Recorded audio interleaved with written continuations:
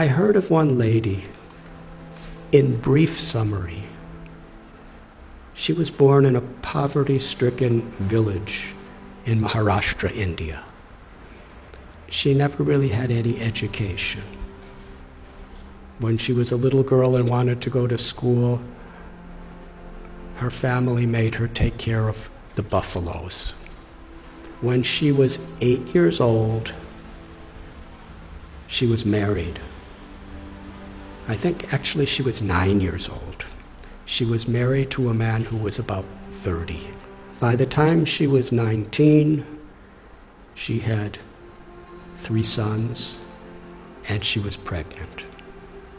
A mafia type of person who was exploiting the people of the village was especially forcing the women of the village to work really hard and paying them practically nothing. And everyone was afraid. But Sindhutai told the local collector, who was overseeing the police, and that person was stopped from what he was doing. But he was so angry.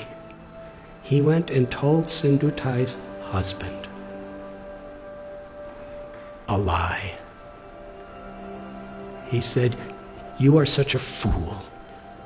Your wife is having affairs with so many men.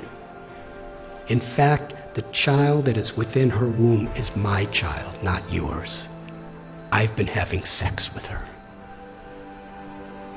If you don't kill the child and kill her, I will kill you."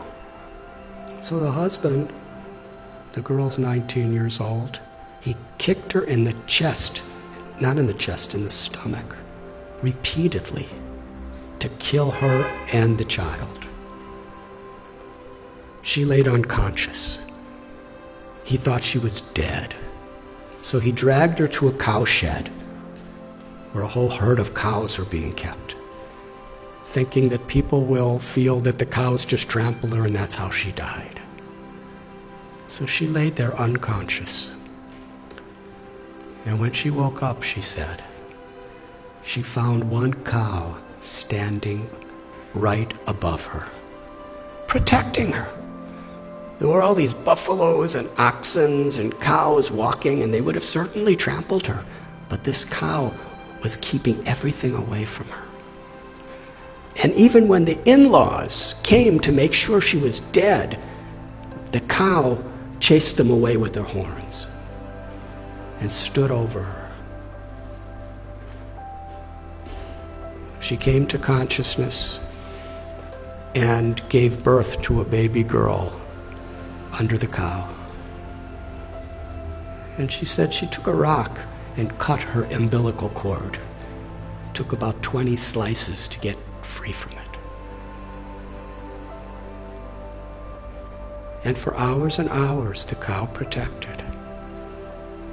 And Sindhutai, when she got enough strength, she embraced the cow and promised, "As you protected me when I was in great need, I will protect others who are in need." It's a long story, but no one would have her back.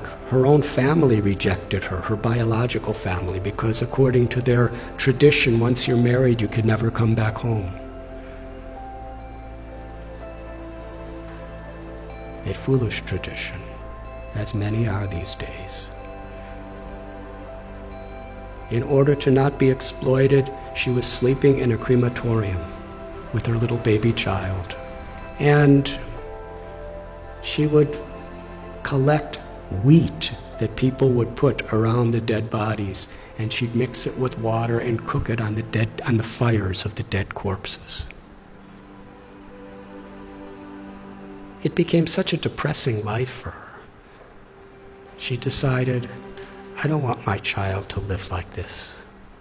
So she was going to commit suicide. She went to a railway track with her child in her arms and laid waiting for the train to crush them. But as she was laying there, she heard someone crying in anguish. So she got up and she found an old man who was crying out. He was crippled. He was very, very invalid. He was crying for some food and water, so she went and begged and got him food and water. And she was thinking that old man was the voice of God. She called Krishna. She said, was telling me that I had a higher purpose in life than to commit suicide. I have something to do, something to contribute to this world. But then later in the day, she was sitting in a field wondering, what am I going to do? I have nothing. I have no one. How can I help anyone? She was under a tree, and she saw that there was a branch of the tree that a woodsman with an axe had violently cut. The branch was just hanging by a single string. But that branch was giving her and her child shade. So she was thinking, this is the answer. However much I have been beaten down, still I could do something for others. So she started going and finding homeless, abandoned, orphan children. And she became their mother, taking care of them. Somehow or other, she learned how to sing really nice, and she begged with her singing, and she provided for them, and somehow or other kept them safe.